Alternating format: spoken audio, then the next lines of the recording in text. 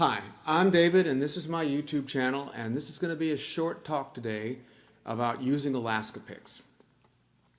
I use, as you know if you've watched this channel, either a flat pick or these Alaska Piks. They're plastic picks that fit on the ends of the fingers, and their big distinction from a lot of finger picks is that the final cut in the pick here fits under the nail. So you do have to have some nail on your right hand or they will not be stable. But once you get that nail, this pick is golden. It will stay in place. It will not vary its location. And we'll talk about this in a minute. First, I'm going to have a little slide that tells you what we're going to talk about today. Here it is. So a little background on finger picking. I started finger picking many years ago, back in the 60s. When I fell in love with folk music and Peter, Paul and Mary and the Kingston Trio and all of those great groups, and then found Paul Simon and Bob Dylan, and I learned to flat pick like Bob Dylan and to play finger pick like Paul Simon. I started out at the beginning realizing right away that my nails simply wouldn't handle it. I have flat nails and they're brittle, and this is just genetic, nothing I can do about it. It has never bothered me in my life except when I tried to finger pick the guitar. So I found national banjo picks and a thumb pick. I found plastic thumb pick, metal banjo picks. And I started out with two, like a lot of people do, like a lot of Travis pickers do, like banjo players do, using the Earl Scruggs method. But I found that I really couldn't do the strums that Paul Simon was doing and the things I wanted to do, so I went to using three of them. And those guys you had to kind of bend into position. And what I found over time was I could do a lot, and I could do a lot that I liked, but I couldn't play classical music.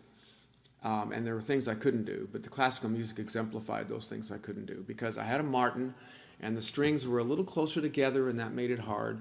But among the other problems was the fact that with regular banjo picks or metal picks, your pick sits at the front of the finger over the bulb of the end of your finger, and as you pick, it pushes the blood out of the finger, and then the blood comes flooding back in. You can see it because the skin turns white and then it turns red. And what that leads to is a little variation in the actual angle of the pick. Alaska picks, because you put them under that nail, don't vary like that. And I found that with three Alaska picks and a good guitar, I can play anything ever written in guitar literature. So I would highly recommend that you use three picks on your right hand along with a thumb pick. Now there are different varieties of thumb picks. Some guitar players use them all the time.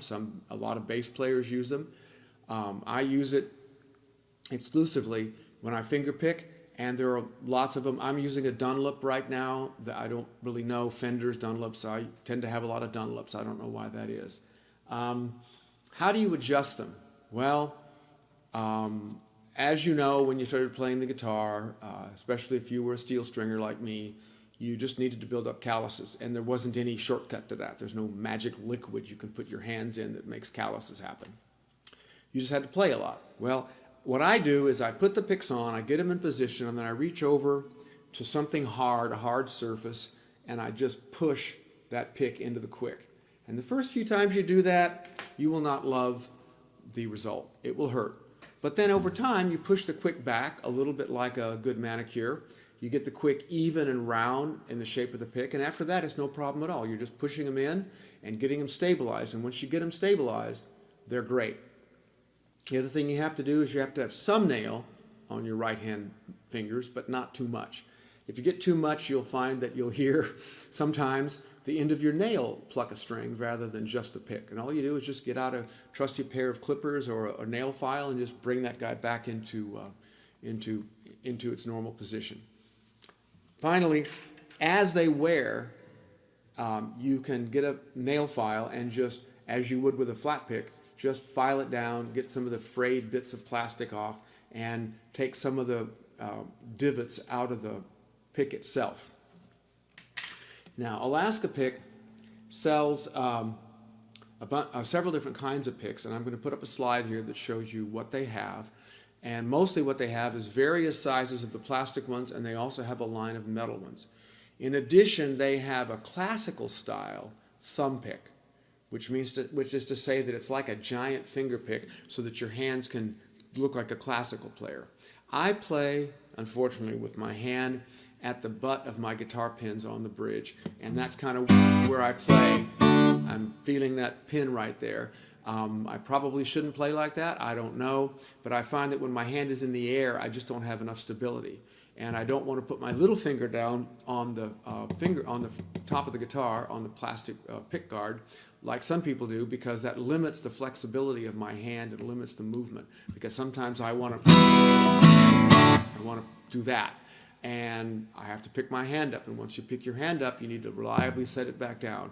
I find that by putting the butt of my hand on the in pin of my sixth string, I can always go back to that position, even if I've been loosey-goosey playing. This reminds me of one more thing that's great about the Alaska Piks, and that is to do the classical move known as a rasgado, which is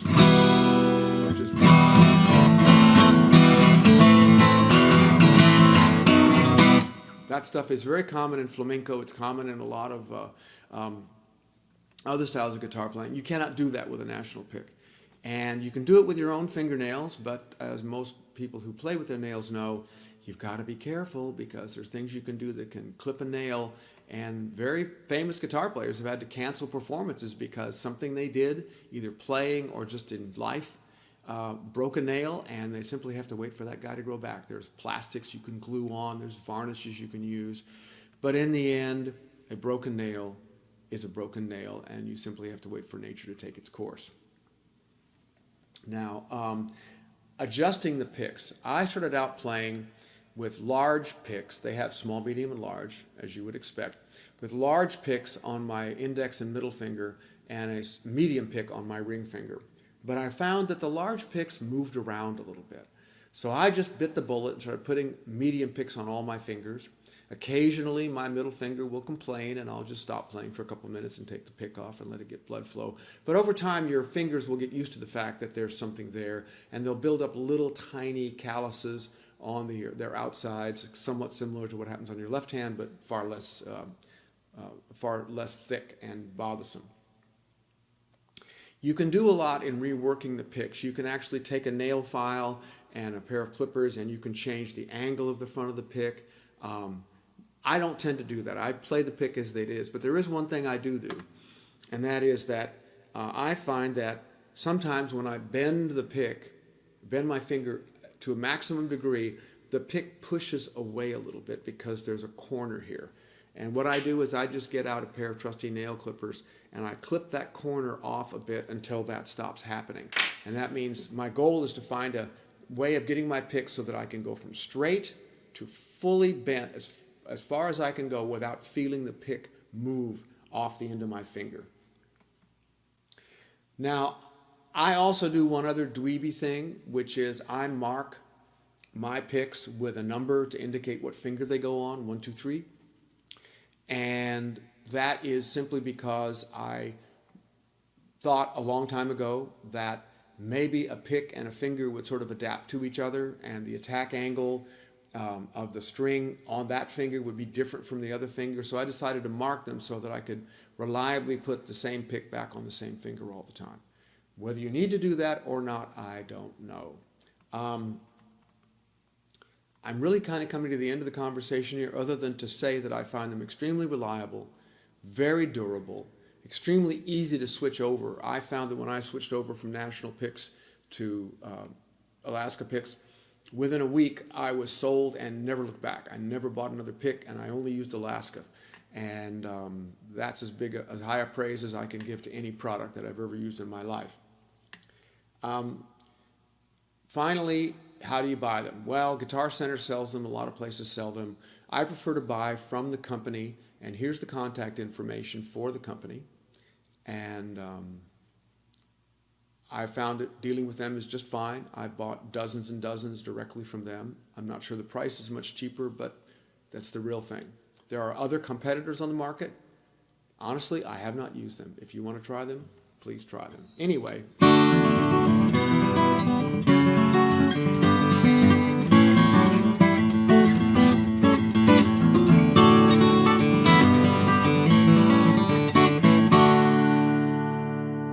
This is David, and thank you for watching, and I hope you try Alaska Piks someday.